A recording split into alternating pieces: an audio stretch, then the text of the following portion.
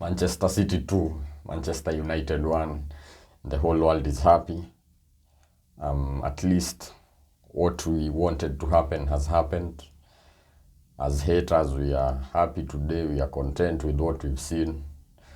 But banter aside, Manchester United tried to give a good account of themselves in the game. They thought personally that they contained Manchester City quite well until the latter stages of the game where they were conceding quite a lot of chances. But earlier in the game, the first half and I can say majority of the second half, they did really well defensively. They almost nullified Erling Haaland. I mean, he wasn't really in the game that much, but he played a vital role in the game, especially in the first goal as well, and throughout the game with his hold-up play as well and his strength. But I thought Lindelof and Varane defended very well against him. It's not easy to defend against Erling Haaland. They tried, they did very well. Luke Shaw was playing well. Aaron Bissaka had a very underrated game as well. He's quite underrated on the ball. His off-the-ball defensive capabilities as well. He's quite underrated, and coming from a hater, I really do think he's underrated. And he had a good game against Grealish, but at the end of the day, there's that gulf in quality that in those key moments you're just able to see it. I mean, you had that goal mouth scramble at the end of the game at City's goal, almost a Man United equalizer, McTominay missing quite. It was a quite good save from Ortega as well. He got off his line quickly at the end of the game when people are starting to switch off.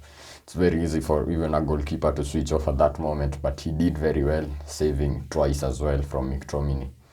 Manchester City have edged ever closer to completing the treble. Today was a very huge game. It was a very significant game for both sides. For neutrals, it was not the best footballing game you'll ever see. Of course, Manchester City are going to dominate possession against every opponent they come up against, but United, as I said, gave a good account of themselves, defended very well, managed to keep Man City at bay the majority of the game. I mean, the first goal, 13 seconds in, poor defending first of all and then the clearance header from Lindelof. Of course, he can't put much pace into it, but he clears the ball right onto Gundogan's path, but take nothing away from the brilliance of Ilkay Gundogan.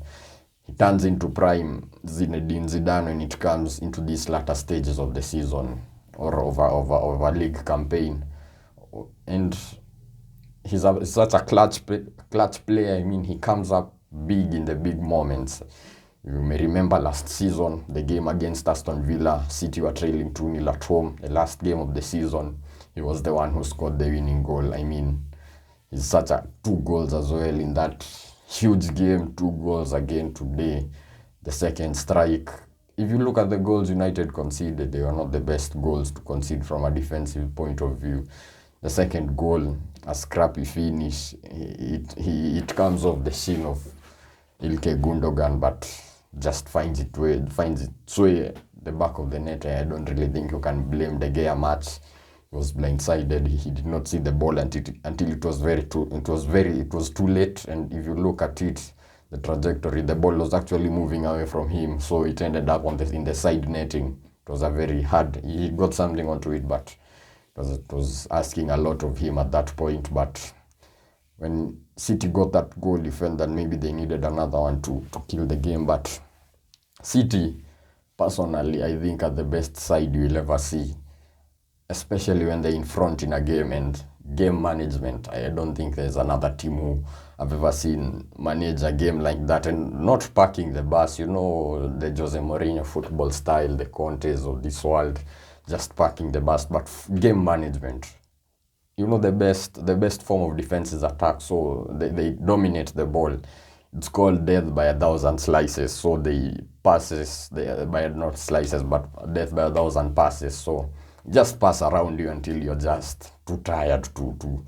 You could see at the very end, yes, Man United were trying to give it their all, but they were very tired. And let's see what will happen. I believe Inter Milan will be a very, very hard test.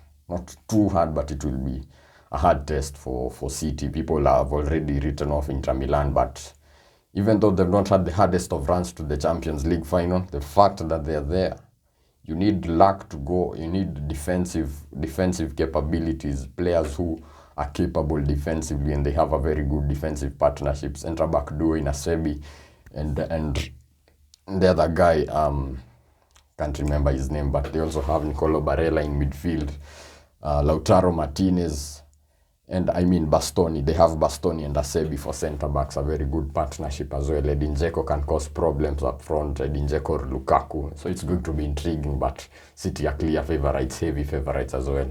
Let's wait and see. Thank you for tuning in, and see you in the next video.